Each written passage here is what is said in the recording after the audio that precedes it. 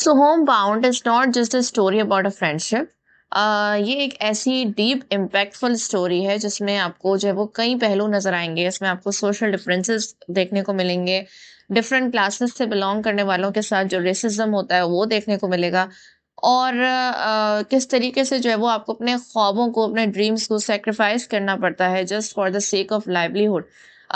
हम लोग जो कि अपनी पसंद का खाना एक टाइम नहीं खा पाते तो हम ऑफेंड हो जाते हैं। How privileged we are. So इस मूवी को देख के आपको अंदाजा होगा कि लोग जो है वो बेसिक सी चीज के लिए, अगर उनको घर में आज खाना ही मिल जाए, उसके लिए कितना प्रिविलेज्ड फील करते हैं। किस मोहल्ले से वो लोग, जो दोनों दोस्त हैं, वो निकले और किस तरीके से साथ जाके उन्होंने काम शुरू किया। बेट्रियल्स आए उनके दरमियान, हाउ डज इट फील। और फिर उसके बाद कोविड-19 पैंडेमिक का जो दौर, जो हम लोगों ने अपनी आंखों से विजुलाइज किया, एक्सपीरियंस किया, तो उस दौर ने कितने सारे लोगों को, उस ट्रेजेडी ने स्ट्रक किया कि कितने लोग तो थे वो वायरस के से बजाय भूख से ही मर गए थे। उनको इस खौफ ने मार दिया कि उनके घर पे पैसा नहीं जाएगा तो क्या होगा, कैसे उनके घर चलेंगे, कैसे वो सरवाइव करेंगे।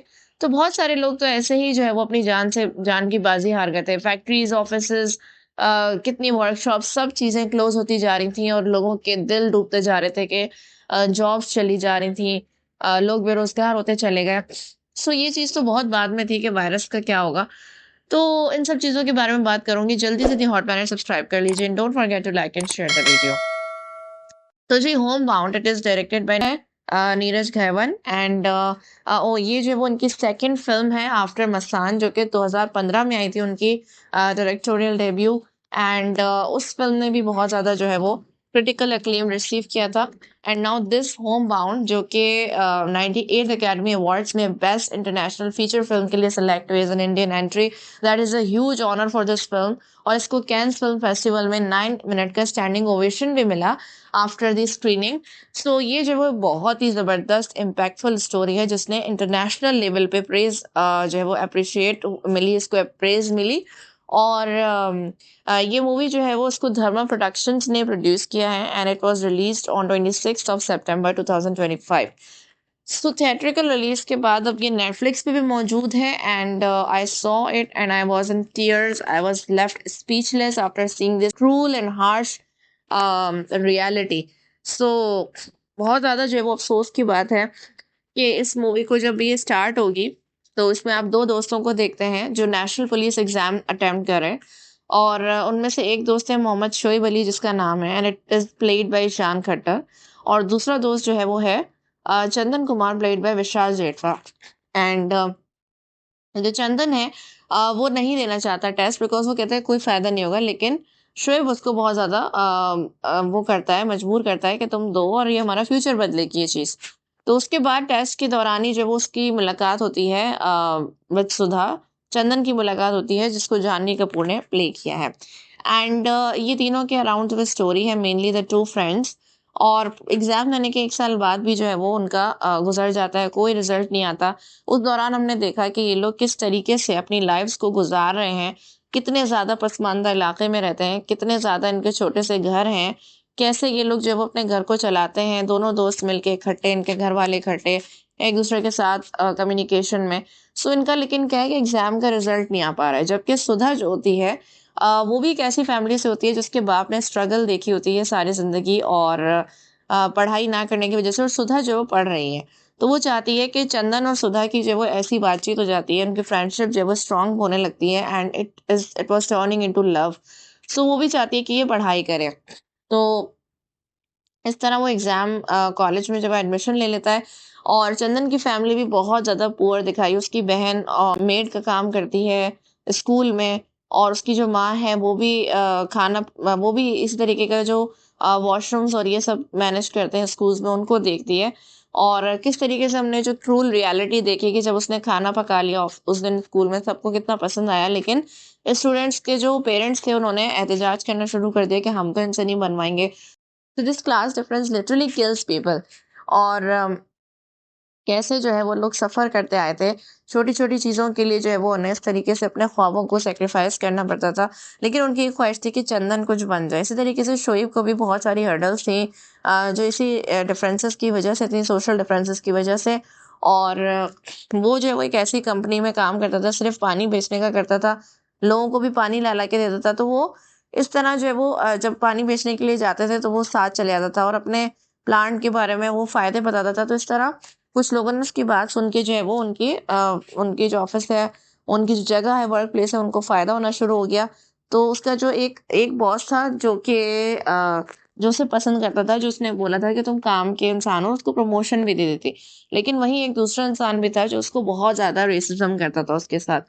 तो इस तरह जब इन दोनों दोस्तों की ज़िंदगी चल रही थी and then national police exam का जब रिज़ल्ट आया और दोनों की वो जो एक्साइटमेंट दिखाई है, वो जो थ्रिलिंग मोमेंट दिखाया है कि दोनों जो है वो कंप्यूटर का वो ज़माना पुराना-सा कंप्यूटर और वो रिज़ल्ट चेक कर रहे हैं, तो चंदन का नाम निकल आता है, लेकिन शोएब का नाम नहीं निकलता and this was much devastating for him because दोनों दोस्तों ने एक साथ जो है वो अ, इस मरहले से गुजरे थे। इवन शोएब जो था वो विलिंग था और चंदन तो विलिंग भी नहीं था। सो शोएब का नाम नहीं आया तो ये उसके लिए बहुत ही ज़्यादा डेवास्टेटिंग था। और वो तो अपनी जॉब पे भी बोल के आ गया था कि मैं नेशनल पुलिस एग्ज़ाम जब पास कर लूँगा तो ये जॉब छोड़ दूँगा। तो उसको बहुत ही ज़्यादा जो है वो डिसअपॉइंटमेंट हुई इस बात से और फिर यहाँ से जो है एक रिफ्ट आ गया उनकी फ्रेंडशिप में बिकॉज़ चंदन को था कि वो मुझसे बात नहीं कर रहा है, जबकि वो कहता है कि यार मैं तुमसे क्या बात करूँ ये वो, तो वो दोनों एक-दूसरे से ही लड़ पड़ते हैं। चंदन कहता है मैं क्या करूँ अगर तुम ज़्यादा अच्छा टेस्ट नहीं दे पाए, इस तरीके की बातें करता है। फिर वो उसे ताना देता है कि तुम तो जा भी नहीं रहे थे, मैंने ही तुम्हें जो है वो मजबूर किया, मैंने ही तुम्हें लेके गया।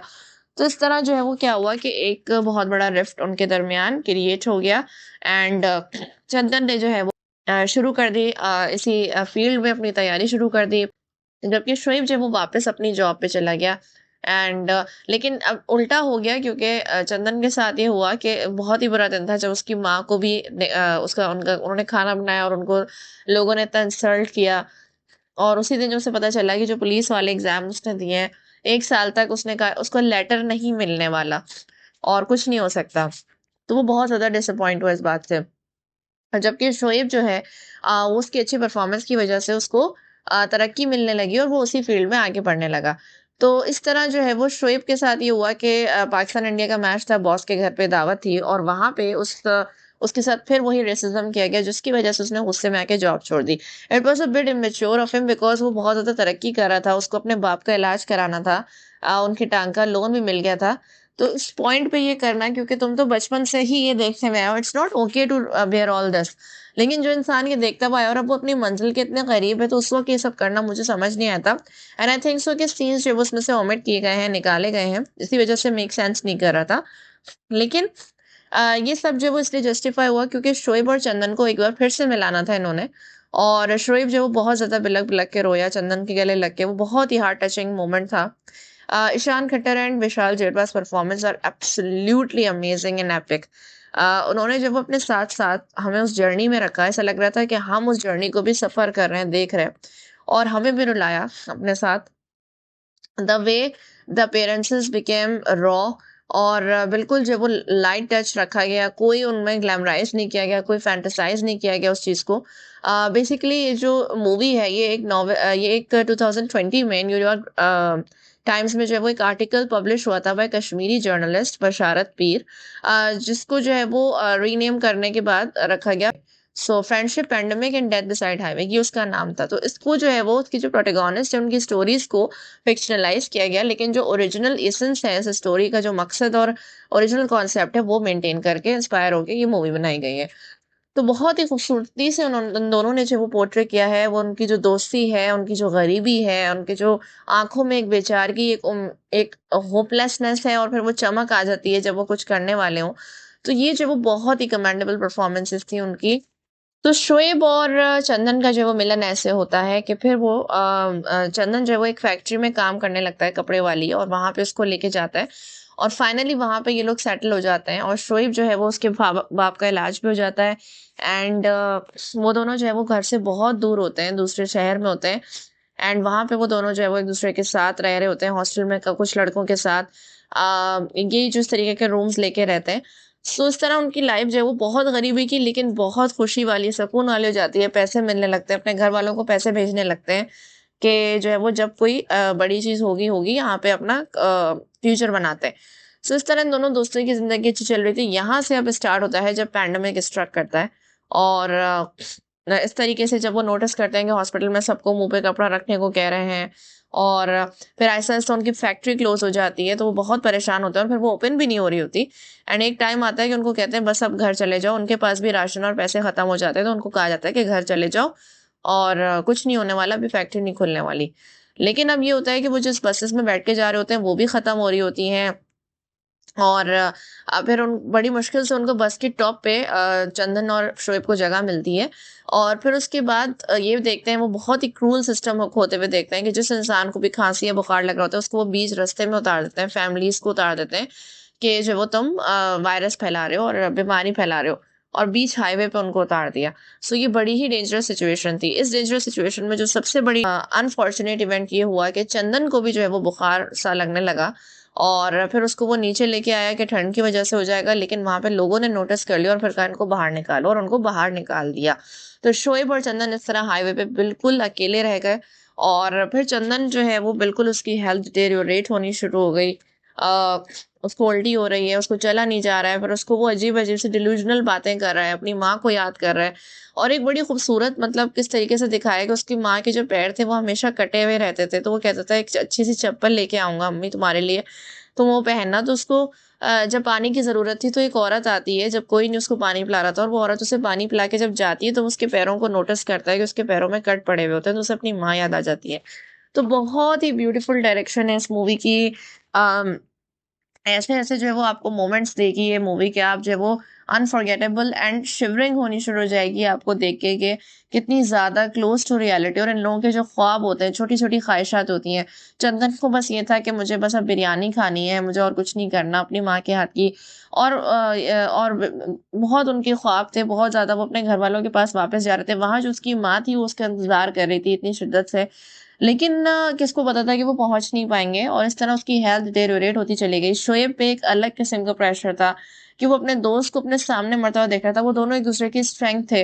लेकिन क्या हुआ कि वो रास्ते में चल-चल के उसमें हिम्मत नहीं रही, जान नहीं रही and the way they beautifully kept it raw कि वो उसकी जो चंदन की शक्ल है, उसको व्हाइट कर दिया। वाक़ई में ऐसा लग रहा था कि उसको बुखार हो रहा है, वो he is seriously sick.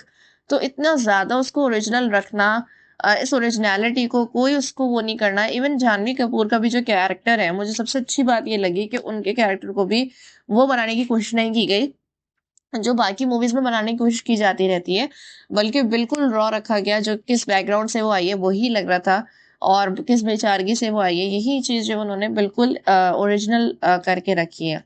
And फिर वो हाईवे पे उसकी डेथ हो जाती है और इस तरह जो है वो बहुत ही एक डेवास्टेटिंग मोमेंट होता है, डीपली सैडनिंग मोमेंट है मूवी का।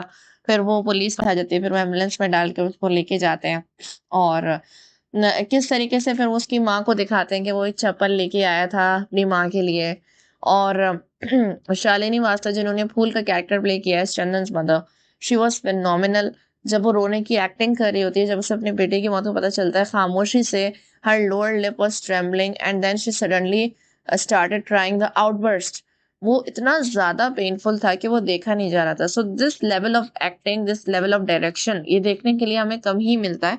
तो बहुत ही खूबसूरत लेकिन heart breaking and heart wrenching moments थे और उससे भी बढ़ के हार्ट रेंचिंग मोमेंट के जब शोएब के पास जब वो एक आता है अफसर और वो कहता है कि आप चंदन कुमार है, ये लेटर है उनका, पुलिस में जो है वो जा सकते हैं। तो मतलब अब फाइनली उसको उसका फ्यूचर मिल रहा था, वो पुलिस बनने वाला में जाने वाला था एंड फिर हमने देखा कि शोएब भी जो है वो आखिर में पढ़ाई कर रहा है और सुधा को भी उसके बारे में पता चल जाता है। Her reaction was also heartbreaking. तो ये जो मूवी थी ये कितनी सारी चीज़ों को इतनी सटली जो है वो पॉइंट आउट करती है कि किस तरीके से जो है वो ये डिफरेंसेस हैं। लोग सारी ज़िंदगी जो है वो मरते रहते हैं, पागल हो जाते हैं, लेकिन फिर इस तरह जो ट्रेजेडी स्ट्रक करती है वो भी इन्हीं लोगों को सबसे ज़्यादा अफ़ेक्ट करती है। ये जो है वो हमारी सोसाइटी की बहुत हार्श रियलिटीज़ हैं। जो पूरा रॉ रखा गया सीन को भी कि जब हाईवे पे वो ट्रैवल कर रहे थे और जिस तरह शोएब की आंखों में जो एक हज़ियानी कैफ़ियत थी कि किसी तरीके से उसका दोस्त उसे छोड़ के ना चले जाए, वो अकेले हो जाएगा। उसको बचाने के लिए जो डेस्परेशन थी उसकी आंखों में, that was very, very heart wrenching. फिर जब शोएब रोया था जिस वक्त उसकी जॉब चली गई थी इसी सोशल डिफरेंसेस की वजह से उसने खुद मुंह पे मार दी थी उनके जॉब। लेकिन उसके बाद जो वो रोया था कि कुछ नहीं बदलेगा, किस तरीके से जो उन्होंने अपनी डेस्परेशन शो की है, अपनी बेचारगी, अपनी उदासी, गमी, तो वो बहुत ही ज़्यादा जो है ना ये मूवी हार्ट टचिंग है। सो अगर आप बड़े दिल गुर्दे के साथ इस मूवी को देखें and you will not be disappointed, it is amazing and hats off to the whole team and hats off to the actors in the amazing acting. Even छोटे से छोटे कैरेक्टर ने भी बहुत ही परफेक्टली परफॉर्म किया है। सो ऐसी मूवीज जो है वो बहुत ज़्यादा कम बिजनेस करती हैं, जो 3 करोड़ का इसका जो बॉक्स ऑफिस पे बिजनेस है। So I am really rooting for this kind of movies की जो आपको सोशल मैसेज के साथ साथ इतनी अमेजिंग परफॉर्मेंसेस भी दिखाए। तो आप लोग का इस बारे में क्या ख्याल है? Comment your thoughts below and stay tuned with the hot